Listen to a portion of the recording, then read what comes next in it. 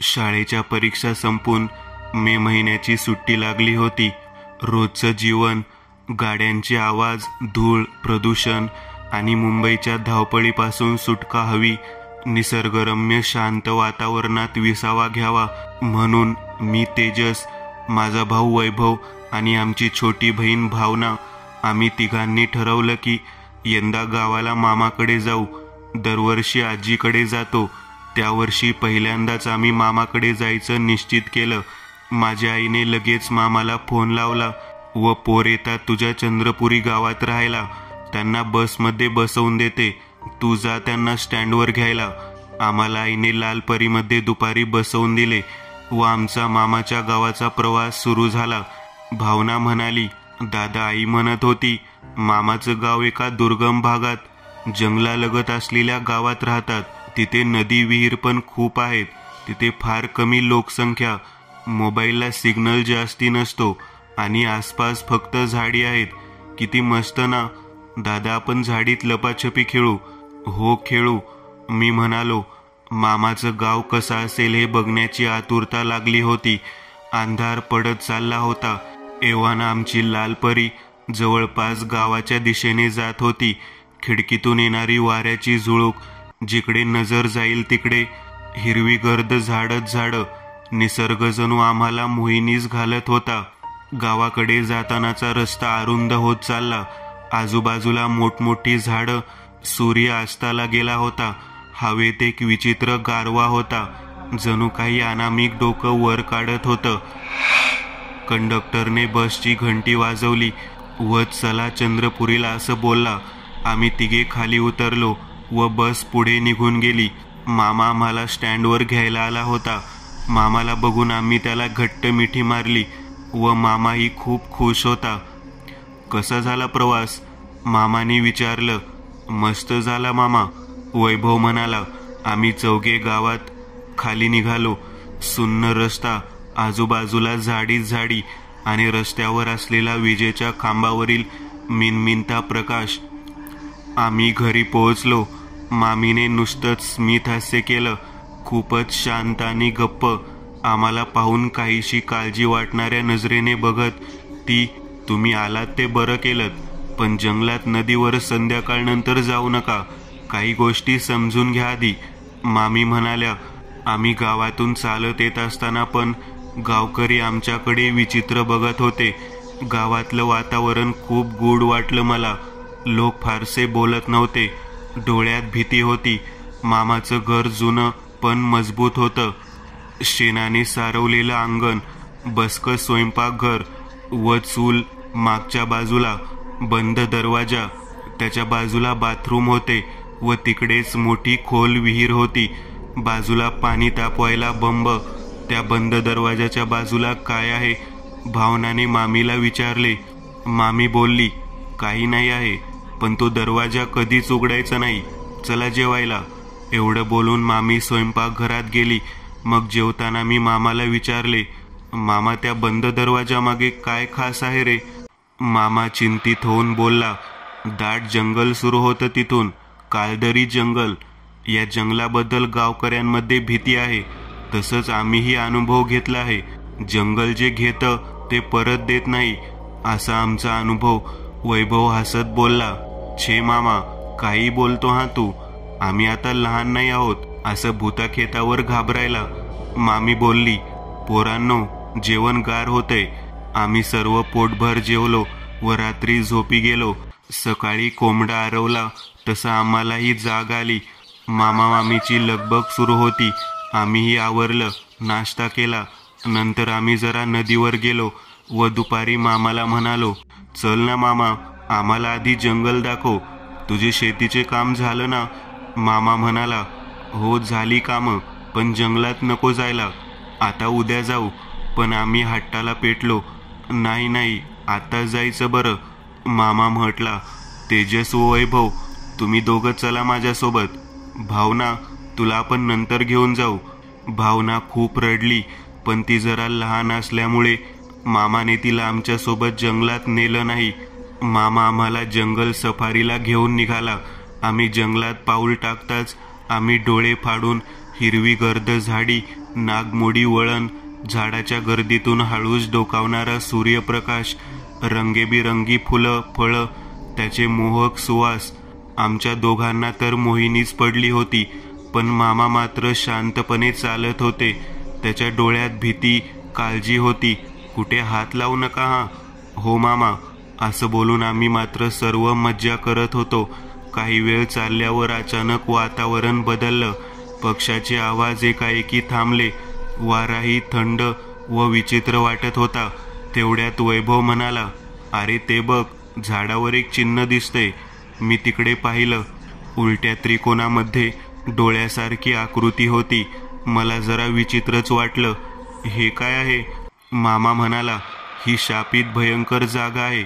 इथून पुढे काही झाडांना स्पर्श करायचा नाही. पण वैभवला मज्जा वाटली. जंगल सफारीच्या शेवटी आम्ही पोहोचलो. एका भव्य तळ्याजवळ. आम्ही खूप आनंदित झालो. वा, कसलं भारी तळ आहे. आम्ही पाण्यात उतरणार तेवढ्यात मामानी घट्ट हात पकडला. नाही, पुढे जायचं नाही, धोका आहे. हे भैरवी तळ आहे. चला आता सफारी संपली, निघूयात. मामा पाठी वळले तसं वैभवने पटकन त्याची नजर चुकवून हात पाण्यात टाकला व किती मस्त गार आहे पाणी, असं बोलला. मामानी झपकन मागे वळून पाहिलं आणि तेच कोणीतरी ओढल्यासारखं वैभव पाण्यात पडला.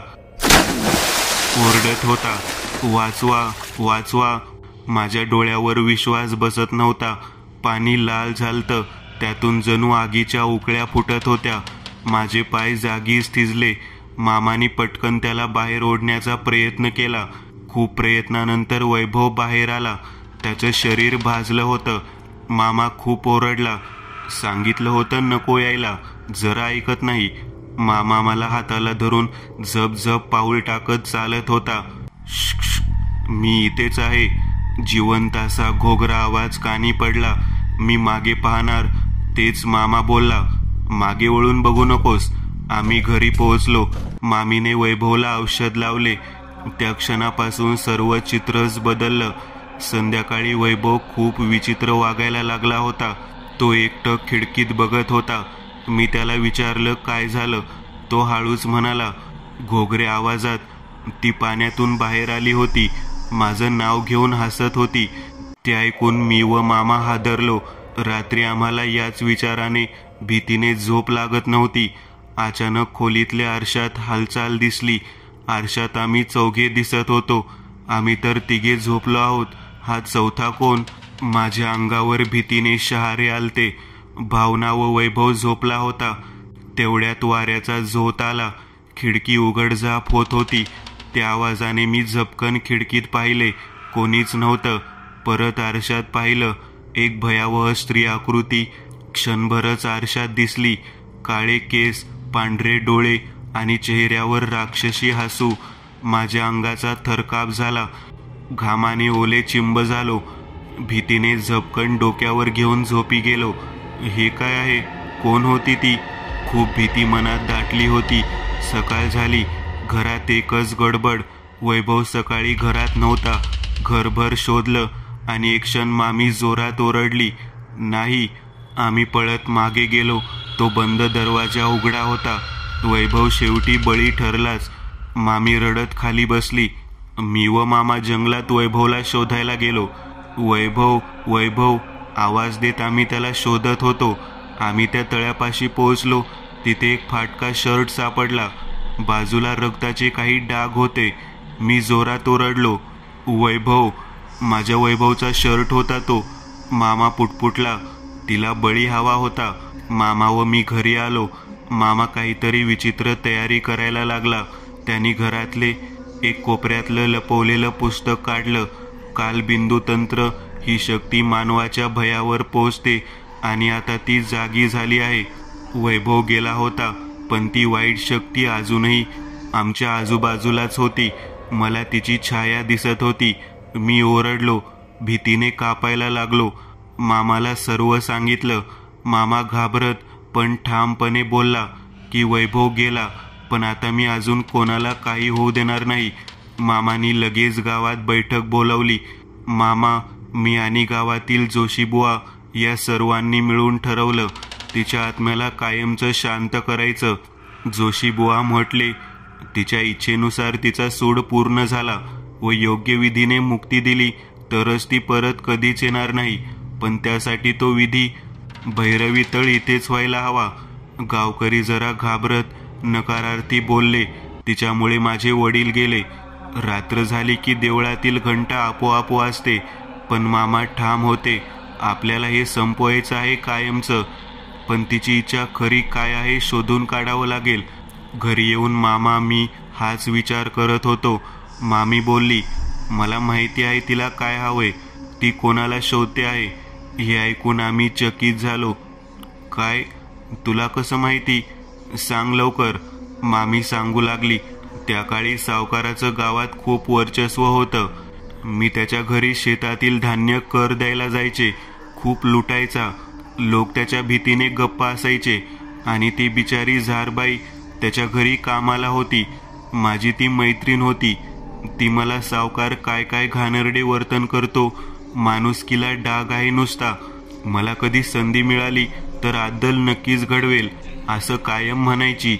सावकाराने तिच्यावर अत्याचाराचा आरोप लावला. लोकांपुढे तिची बेइज्जती केली आणि मग एका रात्री तळ्याजवळ नेऊन तिला जबरदस्तीने पाण्यात फेकून दिलं. तिचे हाल हाल केले. तो कोणालाही काही सांगू दिलं नाही. साक्षीदारांना दम दिला.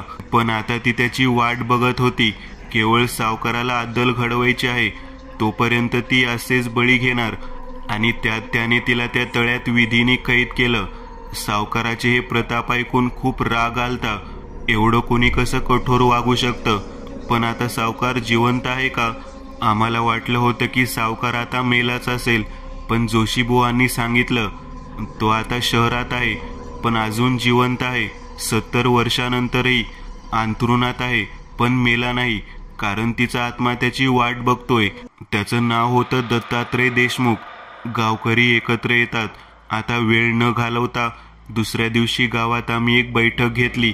जोशीबुवा, मामी, मी, मामा आणि काही तरुण मुलं एकत्र आलो. ठरवलं की जोपर्यंत तो स्वतः त्या तळ्यावर येत नाही तिचा आत्मा शांत होणार नाही. पण तो आजारी होता. शहरात नातवांकडे होता. कुणालाही भेटत नसे. आम्ही ठरवलं त्याला साम दाम दंड भेद काही करून गावात आणायचं. आम्ही शहरात जाऊन त्याच्या नातवाशी बोललो. त्याने मान्य केलं. हो, आजोबांना कायम भीती वाटते. ते झोपेतून उठून ओरडतात, पाण्यात नको ढकलू. झारबाई, आम्ही त्याला गाडीत घातलं व गावात आणलं. हा तोच माणूस होता. त्याला काही कळत नव्हतं, पण तिचा आत्मा हे जाणत होता. जोशीबुवांनी त्या रात्रीच विधी करायचं ठरवलं. सर्व सामानाची तयारी केली. त्या रात्री तळ्याजवळ आम्ही सर्व पोहोचलो. सावकार व्हीलचेअरवर होता.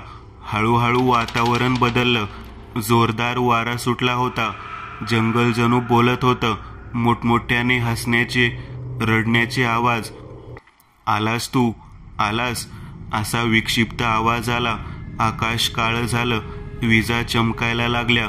सर्वच वातावरण भयंकर जाणवत होतं. भीतीने हृदय धडधड करत होतं.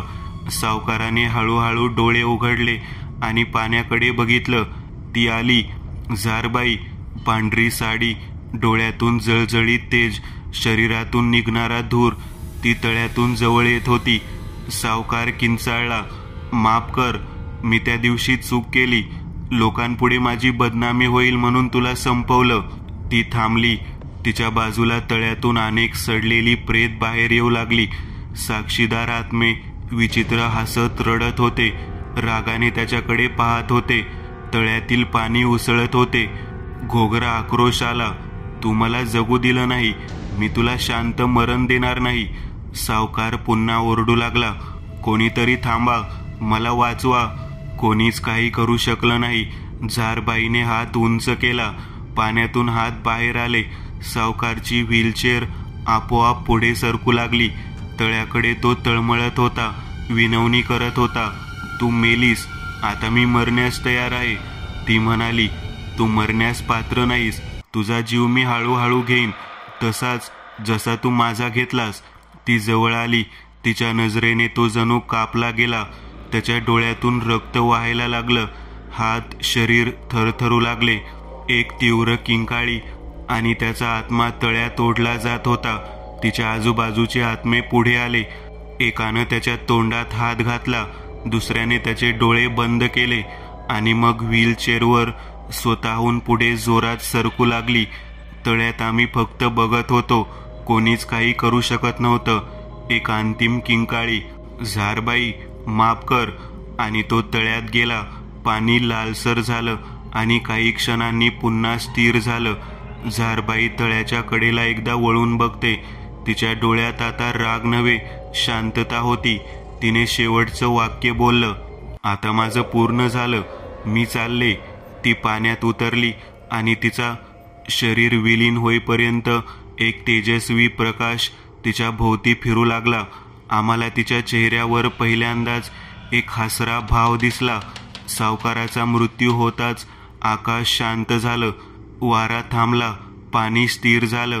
ती हळूहळू पाण्यात उतरली आणि त्याच्या मृत शरीराकडे एकदा पाहिलं.